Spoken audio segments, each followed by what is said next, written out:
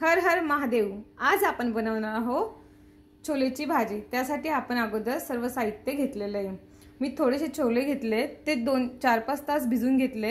एक बटाटा टाकणार आहोत आपण त्यात, आणि त्यासाठी लागणारे साहित्य घेतले।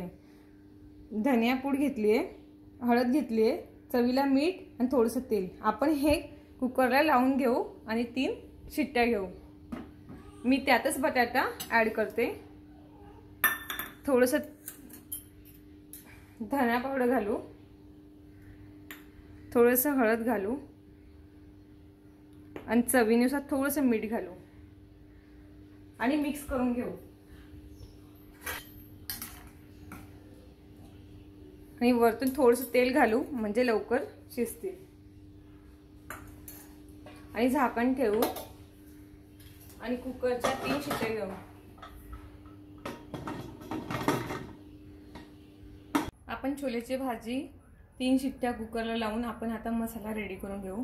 त्यासाठी मी एक कांदा घेतलाय, टोमॅटो घेतलाय, खोबरं घेतलंय, अद्रकचे 4 ते 5 तुकडे घेतले, लसूण घेतलाय आणि कढीपत्ता घेतलाय आणि फोडणीसाठी थोडीशी कोथिंबीर बारीक चिरून घेतली। अगोदर कढई ठेवली मी गॅसवर। कांदा परतून घेऊ थोडासा।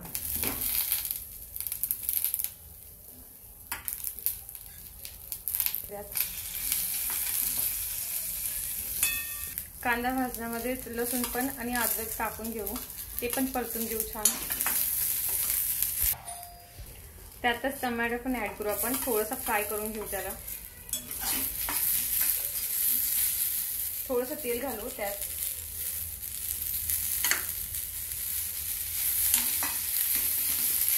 आणि परतून घेऊ।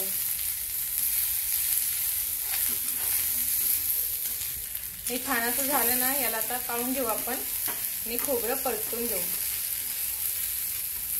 खोबरं परतवायला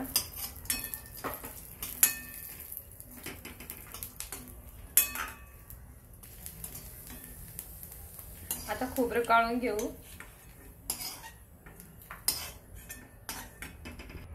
कढई ठेवली होती आपण, तेल थोडं टाकून घेतलं, त्यात 2 चमचे पोहे खायचे आणि आपण जे वाटण केलंय ते आता मी ऍड करते।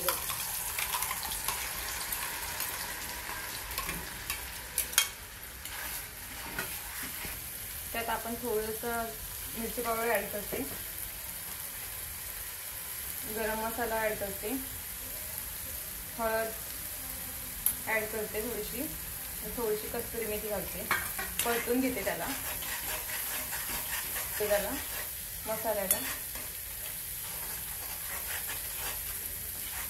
मसाल्याकडे लागण नको पाहिजे म्हणून थोडंसं पाणी घालते।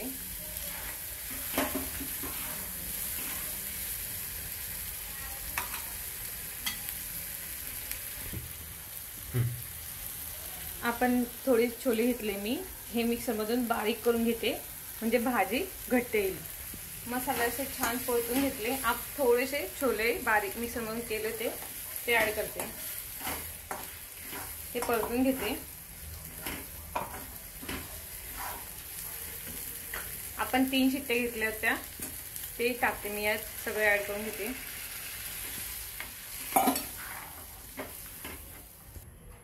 चवीनुसार मीठ घालते। मीठ आपण अगोदर छोलेला घातलं होतं म्हणून थोडंसं कमी घालायचं। मग छान अशी उकळी येते त्याला। बारीक गॅस ठेवा म्हणजे उकळी छान येईल। उकळी आल्यावर छान अशी कोथिंबीर घालते म्हणजे आपली भाजी ही रेडी झाली आहे।